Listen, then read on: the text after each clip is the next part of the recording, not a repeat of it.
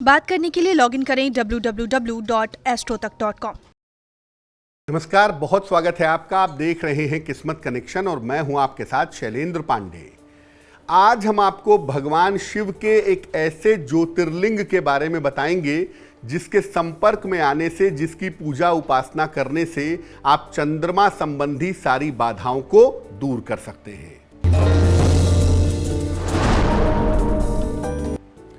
अगर कुंडली में राहु की समस्या परेशान कर रही हो तो ऐसे शिवलिंग पर जल अर्पित करिए जिस शिवलिंग के ऊपर सर्प का छत्र लगा हुआ हो, और ऐसे जल चढ़ाइए कि सर्प से होता हुआ वो जल शिवलिंग तक पहुंचे तो राहु की समस्या से छुटकारा मिलेगा।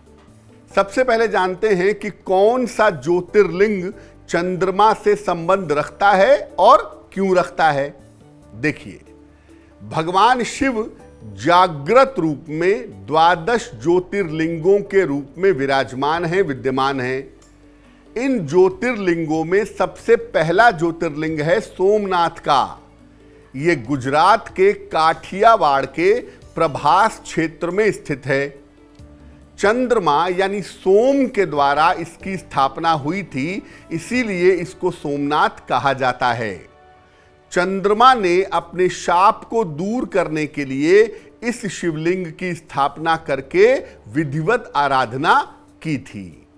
माना जाता है कि शिवलिंग के और आसपास के स्थान पर चंद्रमा को प्रभावित करने वाली ऊर्जा विद्यमान रहती है।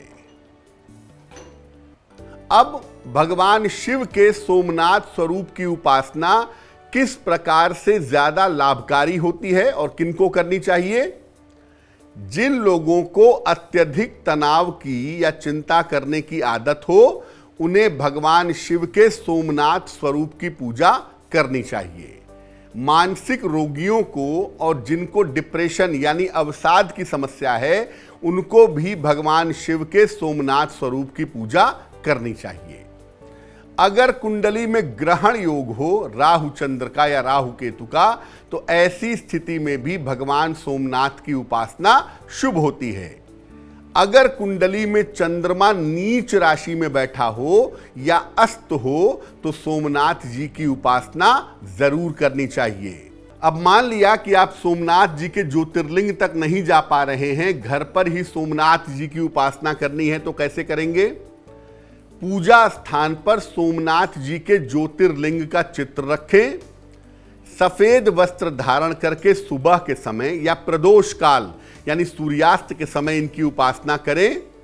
इन्हें सफेद वस्तुएं अर्पित करें और सफेद वस्तु का ही भोग लगाएं।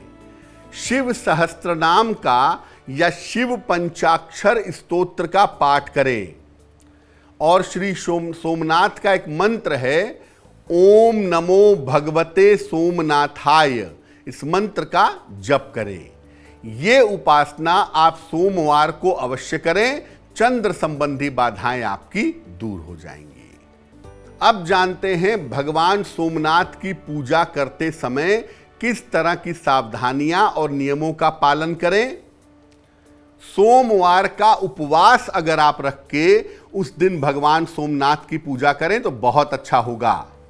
अपनी माता का और स्त्रियों का सम्मान जरूर करें। जल की बर्बादी बिल्कुल ना करें, क्योंकि अगर आप जल की बर्बादी करते हैं तो चंद्रमा आपका बेहतर नहीं हो पाएगा। तो आज हमने भगवान शिव के अद्भुत ज्योतिर्लिंग सोमनाथ जी की बात की। अब जान लेते हैं क्या है आज की सलाह। अगर आपके घर का ज्यादा पैसा बीमारियों में खर्च होता हो तो क्या करेंगे।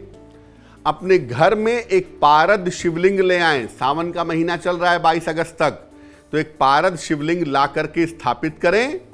नियमित रूप से इस पर जल अर्पित करें और महीने में एक बार किसी निर्धन व्यक्ति को अन्न का दान करें। घर से बीमारियां धीरे धीरे गायब हो जाएंगी।